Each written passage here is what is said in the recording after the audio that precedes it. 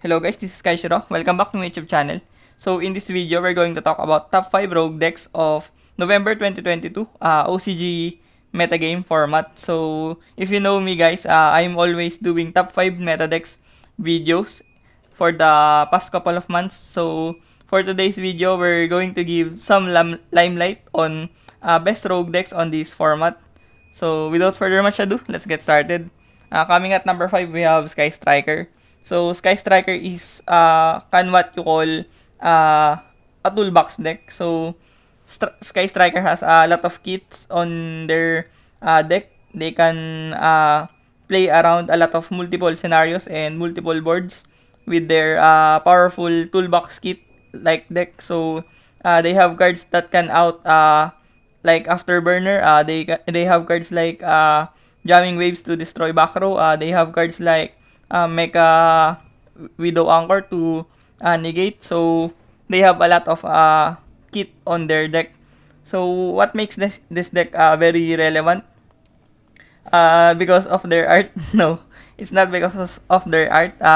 This deck is a deck that can be elevated into higher level if the pilot is very skillful. So this deck is very determined on the skill level of the pilot.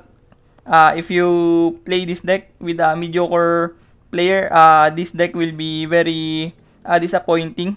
But if a strong player pilots this deck, Sky Striker can give you results on the top level competitions. So in the Philippines, we have names like Ronald De Vera that pilots this deck very well up until to this date, and Hiroshi Odate for playing Sky Striker for so many years competitively. So Sky Striker is a good deck if the pilot is strong. So I personally doesn't have the courage to pilot this deck on major tournaments or tournaments because I feel like I'm not that skillful enough to play this deck in this level or in my level right now. So I'm trying my best to be able to play this deck in one of those days that I can say that I'm strong enough to play this deck, such as those guys that I have mentioned before. So cards like Anti-Spell Fragrance makes the deck suffer because they rely on spell cards. So Anti-Spell is a huge blow to them. And also, Droll and Lockbird is very good against Sky Striker because Sky Striker adds 4 card advantages. They tend to draw and add cards to create their plays and maximize their full potential. So Droll and Lockbird is a huge card against them that prevents them from adding those cards, especially the Mobilize Engage. So a Droll is definitely a good card to stop the shenanigans of Sky Striker. So that's about it on my number 5. So let's move forward to the number 4 rather, best deck. Rogue best deck. It is Eldlich. So Eldlich is a very good deck for a very long time. Eldlich is becoming a household name. When you say trap deck, Eldlich comes first on the minds of many people. So why Eldlich is good? It is because you can just cater your main deck choices according to the meta. You can slot in powerful trap cards such as Compulsory, Dynamiscus, and other floodgates that is meta relevant such as Gozen Match, Rivalry, Skill Drain. Especially the very powerful Skill Drain that can stop a lot of decks. So Eldlich is very timely. So this deck is evergreen. When you say evergreen, it doesn't feel like it's going out on the relevance of the deck. It is because due to the fact that they can play around the meta with their card choices, and also they can stun a lot of decks in the format. Sitting on back row with a 3-5 beat stick of Golden Lord can definitely make a huge winning play on a lot of scenarios when your opponent doesn't have an out to the back row that is sitting behind them. So Eldlich is definitely a deck to pilot when you are looking for a deck that can be very timely and adaptive on a lot of occasions. So cards like Twin Twister can definitely rattle the Eldlich strategy because they rely on back row, so Twin Twisters is a good answer to them. And also back row wipe cards such as Harpy's Feather Duster can be very destructive against Eldlich because of the back row strategy that they have. So, and also Red Reboot, that is an auto win card against Eldlich. So, this is my number 4, best rogue deck, Eldlich. Coming at number 3, we have Bestial Dragon Maid. So, Bestial Dragon Maid is a good deck that incorporates the Bestial package. Dragon Maid is already a good control deck paired up with Bestial shenanigans such as Bestial Magnamut that can add dragon cards during end phase. So, it makes the deck more consistent. So, Dragon Maid has a good matchup against the best deck on this format, Tearlaments. Tearlaments is widely known as the best deck on this format due to the consistency and overall ceiling of the deck. So, Bestial is a good answer to them, having to banish their monsters that is sent to the graveyard to perform their fusion summoning mechanic with Havnis, Shayren, and Merly. Bestial are great answers to them to banish them from the graveyard to disable their fusion mechanic. So, Dragon Maid is a relatively good deck because it is a mid-range to control type of deck that can get very ahead when they are not answered properly. They have good cards such as Tidying that can bounce. The bounce mechanic on this format is very huge, especially on the Tearlaments, because you can just bounce the Tearlaments monster to return them to the extra deck. So, Tidying is good against them because it won't trigger the graveyard effects of Tearlaments, because Tearlaments have a wide array of graveyard effects, so you can just destroy them or send them to the graveyard that easily. So, Bounce is a good answer to them. And also, the Kashtira Shangri-La has Destruction Protection. Shangri-La locks out zones, so that is a very cancerous card to deal against. So, Tidying is good against that Shangri-La, that you can bounce it to return it to the extra deck. So, Bestial Dragon Maid is a very nice and strong deck when you are looking to answer the best meta decks on this format.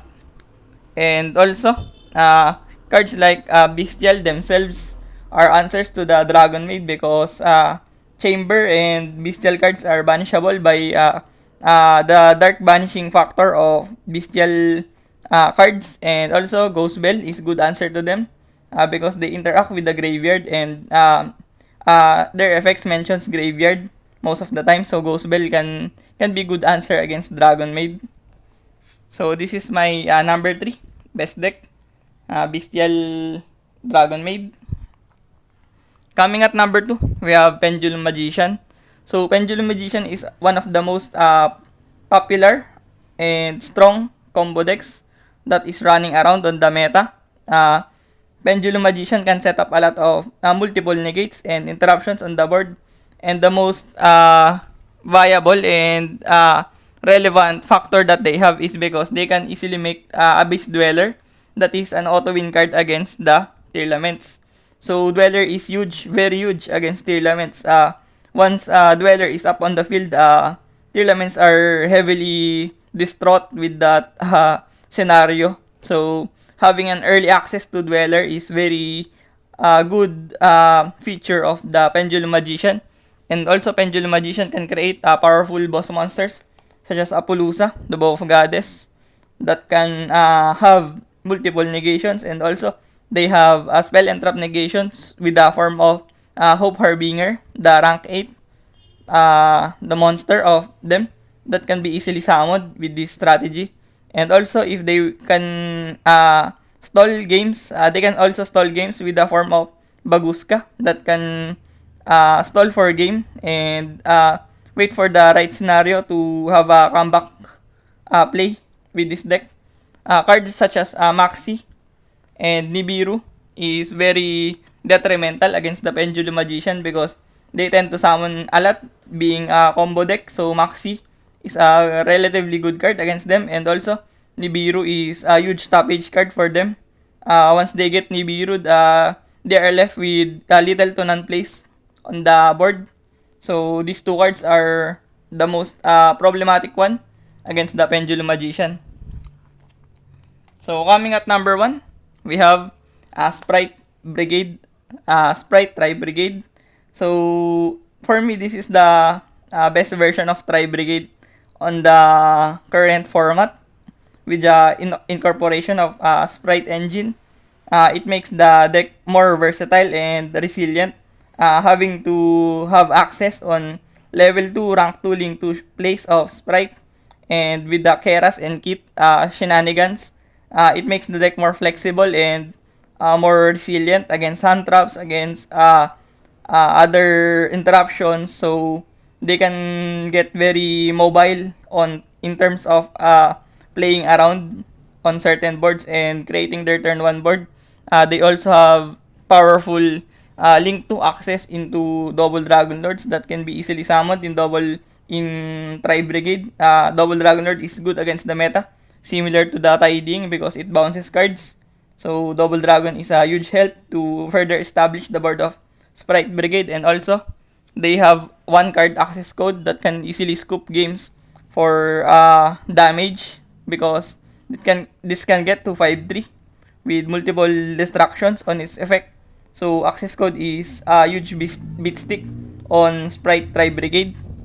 The only problem that is very timely on Tri-Brigade is the lack of Omni Negate. With the Raigeki and Mind Control, it is very unsafe to play this deck due to the popular numbers of Raigeki and Mind Control on the side deck of the majority of player base right now. Luckily, they have Sprite Red to negate and Sprite Carrot to negate spell and traps. So they can scrape around those board breakers. But overall, I think that Sprite Brigade is the best rogue deck on this format because they have a lot of resiliency and overall ceiling and firepower of the deck. So if you're looking for a rogue deck to pick up, so I will recommend Sprite Tri-Brigade to you because of those factors. So these are my top 5 rogue decks on this format. Coming at number 5, we have Sky Striker. At 4, we have Eldlich. At 3, we have Bestial Dragon Maid.